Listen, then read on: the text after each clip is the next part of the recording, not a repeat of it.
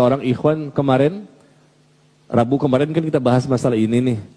Ya mudah-mudahan ikhwan itu datang lagi hari ini.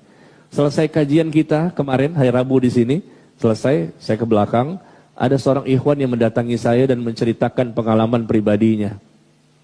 Dia mantan pegawai bank yang menyaksikan langsung bagaimana kepala cabangnya yang masih aktif meninggal dunia. Pada waktu itu kepala cabangnya ini ya terlihat sekali sebagai orang yang soleh, suka ya berpuasa Senin Kemis, kemudian juga suka berangkat haji umroh, suka bersedekah, banyak sekali amal solehnya. Masya Allah kelihatan sekali solehnya. Ya, banyak amal-amal yang wajib maupun yang sunnah dia kerjakan. Tapi dia sebagai kepala cabang bank riba di Jakarta. Nah, ikhwan ini ketemu saya kemarin di belakang, selesai kajian Rabu kemarin menceritakan, saya sudah keluar Pak Ustadz, dan kita punya komunitas anti riba. Kami ini ex-bankir. Ya, mantan-mantan pegawai bank yang berkumpul dalam suatu komunitas dan kami punya pengajiannya. Dan minta saya juga untuk mengisi di kajian mereka. Ya. Dan kemudian dia menceritakan bahwa dia menyaksikan pengalaman yang sangat menakutkan. Yaitu ketika meninggal kepala cabang bank konvensional itu. Yaitu dia antarkan sampai ke kuburan. Ini kisah nyata ya, bukan sinetron. Ada nggak orangnya di sini? Hadir nggak sih ikhwan itu? Ya. Dan saya percaya, insya Allah. Insya Allah dia pun berani bersumpah atas nama Allah. Dan dia menyaksikan peristiwa itu bukan hanya dia, tapi juga teman-teman dia yang lain. Barangkali antum sudah pernah membaca ya, di sosial media tersebar berita seperti ini. Ini kejadian setahun yang lalu, dia simpan, dia tidak diucapkan, takutnya riba. Saya katakan jangan, ceritakan ke orang lain, tapi jangan sebutkan siapa namanya. Kan orang nggak tahu.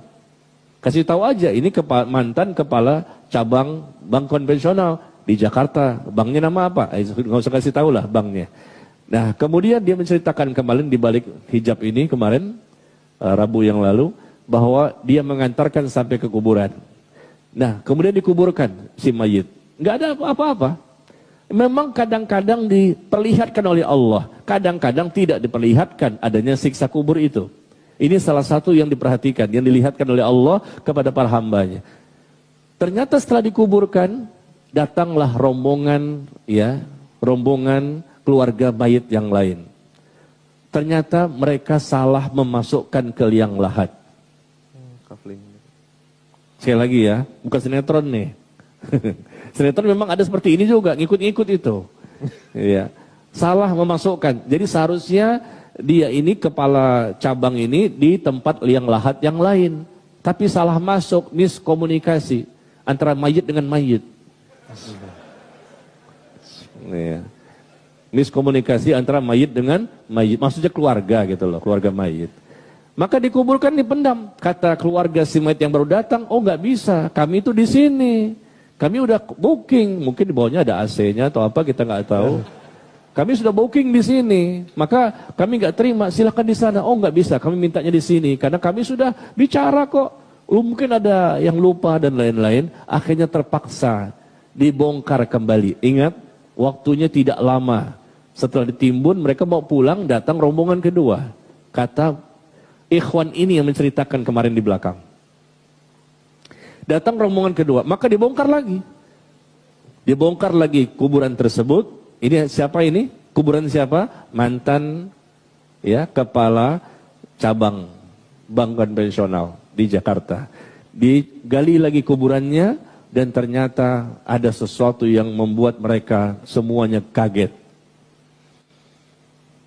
Kain kafan sudah hangus.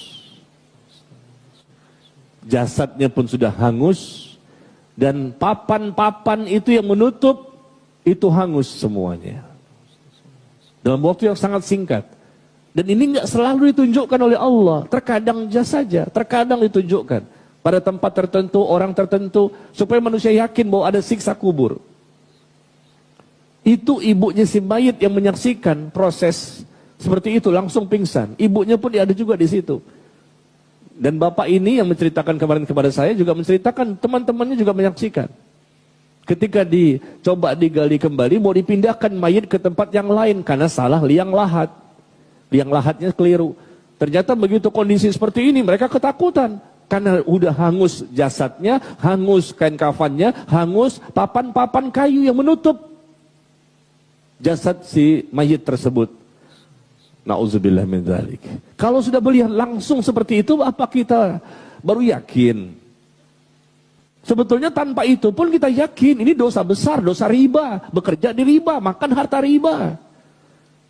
Dirham riban ya'kulu rajul wa huwa ya'lam asyaddu min 36 zinyah.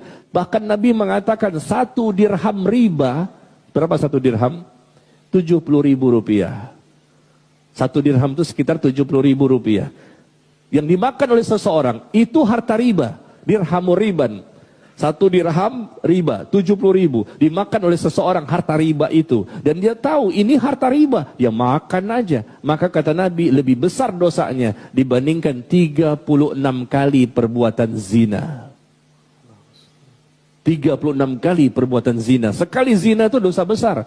Makan cuma 70.000 itu lebih besar dibandingkan 36 kali perbuatan zina. Riba itu lebih besar dibandingkan zina.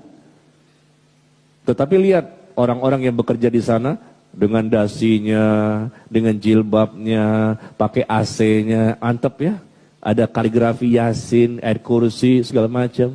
Padahal itu adalah transaksi riba yang mereka lakukan, ya apa? Mereka meminjamkan ke orang lain dengan uang yang mesti dibayarkan lebih besar. Nah, ini pengalaman ya. Orang yang Allah tunjukkan, hati-hati. Jadi kepala cabang ini betul-betul menjadi bukti, salah satu sebab ya dia mendapatkan siksa seperti ini adalah karena memang di kepala cabangnya, bank ribanya itu, dan itulah yang dia makan setiap bulan, yang diberikan kepada istri dan anak-anaknya. Akhirnya apa yang terjadi? Keluarga si mayit yang tadi minta dibongkar mengatakan tutup saja. Mereka nggak berani. Jangan sampai mayit yang kedua masuk situ, angus juga. Gitu ceritanya. Jadi mereka ketakutan, kata ikhwan yang kemarin cerita di belakang layar. Jadi ketakutan, akhirnya apa? Ditutup. Udah nggak apa-apa, kami pindah ke sana aja. Tapi ini kan udah terlanjur. Nggak apa-apa. Coba dari tadi begitu ngomongnya. Iya, udah kebuka begini, ya udah tutup lagi. Akhirnya jenazah yang kedua dikuburkan di liang lahat yang lain. Nah, ini membuat kita harus lebih waspada ya. Waspadalah ya. Karena ini pasti ada balasan dari Allah bagi orang-orang yang mereka ngeyel, mengingkari, berpaling, membantah. Di dunia terkadang Allah berikan balasan, tapi terkadang tidak. Nanti balasannya sekalian di alam kubur. Alam pertama kehidupan akhirat.